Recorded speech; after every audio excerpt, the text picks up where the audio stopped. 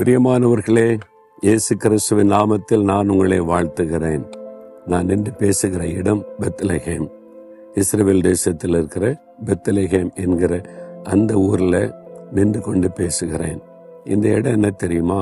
இயேசு அவதரித்தவுடன் அந்த ராத்திரியில மேய்ப்பர்கள் மந்தையை காத்து கொண்டிருந்தாங்க வயல்வெளியில.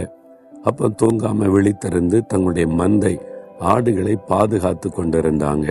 அது குளிரான நாட்களில் குளிர் காய்ந்து கொண்டிருப்பாங்க. திடீரென்று பிரகாசமான வெளிச்சம் தோன்றினர்.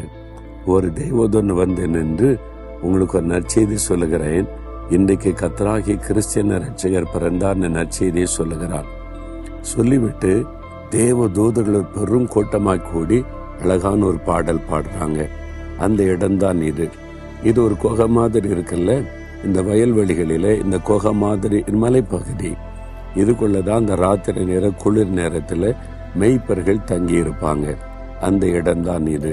அப்ப இந்த பகுதியில திரளான தேவதூதல் வந்து நின்று அழகான ஒரு பாடல் பாடினாங்க. என்ன பாடல் தெரியுமா? லூக்கா 2ஆம் அதிகாரம் 14ஆம் வசனத்துல, உன்னதத்தில் இருக்கிற தேவனுக்கு மகிமையும் பூமியிலே சமாதானமும் மனுஷர் மேல் பிரியமும் உண்டாவதாக என்று தேவனை துதித்தார்கள். திரளான தூதர்கள் பாட்டு பாடி தேவனை துதித்தார்கள். அந்த இடம்தான் இது. அவங்க என்ன செய்தி சொல்றாங்க அந்த துதியில பாருங்க. உன்னதத்தில் இருக்கிற தேவனுக்கு மகிமை, தேவனுக்கு மகிமை உண்டாக்குற ஒரு நாள் இது. மனுஷர் மேல் பிரியம், பூமியிலே சமாதானம். இயேசு எதுக்கு வந்தார்? அவர் சமாதான பிரபுவாய் வந்தார். சமாதானம் இல்லாத மனிதனுடைய வாழ்க்கையில சமாதானம் கொடுத்து ஆசீர்வதிக்க வந்தார். நமக்கு சமாதானத்தை உண்டு பண்ண சிலுவையிலே தன்னை பலியாய் கொடுத்து தன் ரத்தத்தை சிந்துவதற்கு வந்தார். அவர் சிலுவையிலே சிந்தின ரத்தத்தின் மூலம் சமாதானத்தை உண்டாக்கினார் என்று வேதம் சொல்லுகிறது. அதற்குத்தான் அவர் அவதரித்தார். உள்ளத்துல சமாதானம் இருக்கிறதா? உண்மையான மகிழ்ச்சி இருக்கிறதா? உங்களுடைய சமாதானம் பாதிக்கப்பட்டிருக்கிறதோ? பாவத்தினால, ஏதோ ஒரு மீறுதலினால அந்த பாவத்தை மன்னித்து சமாதானம் கொடுக்கத்தான் பாவிகளின் இரட்சகராக இயேசு அவதரித்தார். பூமியிலே அவரை ஏற்றுக்கொண்ட எல்லாருடைய வாழ்க்கையிலும் சமாதானம் உண்டாகும்.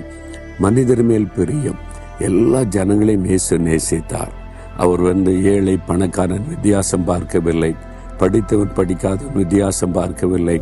தெருவோரத்தில் பிச்சை எடுத்து கொண்டிருந்த மனிதனை நேசித்து அவனுக்கு அற்புதம் செய்தார்.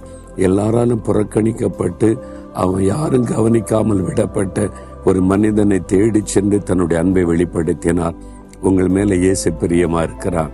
யாருமே என்ன நேசிக்கல, யாருமே மேல பிரியமா இல்லைன்னு நினைக்கிறீங்களா? இயேசு உங்க தோள்ல கை வைத்து சொல்லுகிறார், என் மகளே, என் மகனே, நான் உன் மேல பிரியமா இருக்கிறேன். இதை சொல்லுவதற்கு தான் கடவுள் மனிதனாய் அவதரித்து வந்தார். இயேசு வந்ததே அதற்குத்தான். மனிதர்கள் மேல் தேவன் வைத்திருக்கிற அன்பை, பிரியத்தை வெளிப்படுத்த அவர் சொல்லுகிறார், நான் உன் மீது பிரியமா இருக்கிறேன், உன் மேல் அன்பா இருக்கிறேன், உனக்காகத்தான் மனிதனாய் நான் வந்தேன், என்னை மரணத்திற்கு ஒப்பு கொடுக்க ரத்தம் சிந்த நான் வந்தேன், உனக்காக மரித்து உயிர்த்தெழுந்தேன், நீ ஒண்ணு கலங்காத, யாரும் உன்னை நேசிக்கலே நினைக்காத, வானத்தை பூமியை உண்டாக்கின நான் உன்னை நேசிக்கிறேன் மகனே, உன்னை நேசிக்கிறேன் மகளே, நீ எனக்கு பிரியமானவன் என்று ஆண்டவர் சொல்லுகிறார். ஐயோ, நான் பாவி, நான் அசுத்த, நான் தகுதியற்றவன் நினைக்கிறியா? பரவாயில்ல, நான் உன்னை பரிசுத்தப்படுத்துவேன். நீ எனக்குள்ள வந்துரு, நான் உன்னை பிரியமாய் வைத்துக் கொள்ளுவேன், உன்னை பரிசுத்தப்படுத்தி சமாதானம் கொடுத்து ஆசீர்வதிப்பேன்னு சொல்லுகிறார். அந்த இயேசுகிட்ட உங்களை ஒப்பு கொடுக்கிறீங்களா? அவர் கரம் நீட்டி உங்களை அழைக்கிறார், அணைத்துக் கொள்ளுவார். ஆண்டவரே, என் மேல இவ்வளவு பிரியம் வச்சு எனக்காக மனிதனா வந்தீங்க, உங்க கரத்துல என்னை ஒப்பு கொடுக்கிறேன், என்னை அணைத்துக் கொள்ளும் என்று யார் யார் ஜெபிக்கிறாங்களோ இந்த மகனை, இந்த மகளை உம்முடைய கரத்தினால் அணைத்து கொண்டு அன்பினால் முத்தமிட்டு உம்முடைய பிரியத்தை வெளிப்படுத்தி அவளை மகிழ பண்ணும். அவருடைய துக்கமெல்லாம் மாறி சந்தோஷம் உண்டாகட்டும். இயேசுவின் நாமத்தில் ஆமேன், ஆமேன்.